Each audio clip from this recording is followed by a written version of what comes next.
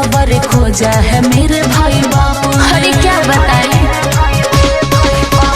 हाल मेरा बुरा पूरा कर दिया आपने। कैसा बर खोजा है मेरे भाई बापू ने।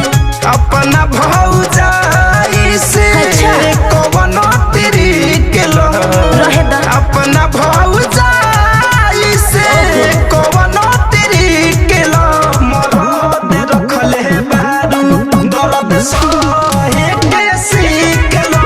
मरद रखले बारू दर्द सहे के सीख लो। मरद रखले बारू। अरे कम से कम हमरो बात मान लेवल करा।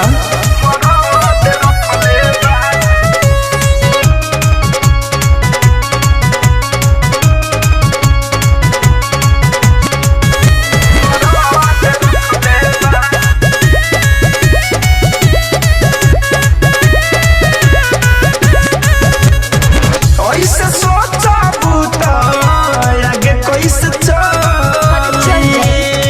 होई सुहाग वाला रात को बोलताली। अरे तोहके तो खाली उके लौकेला। हर तक का कहियो के रोहेला ना दया अपना धनिया पे। हाँ। तोहरे बानी भरोसा कर रनिया पे।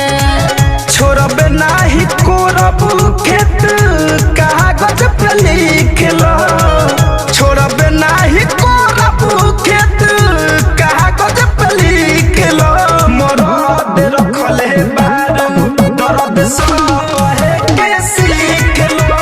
मरद रखले बारू दर्द सहे के सीख लो। मरद रखले बारू।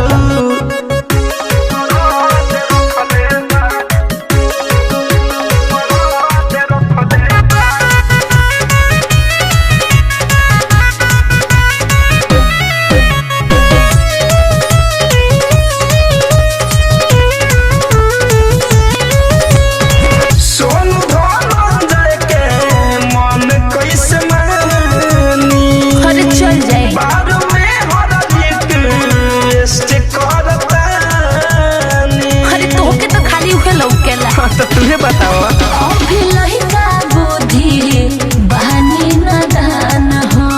अच्छा लागे ले लेब हमर तू जान हो। नहीं खु कोइल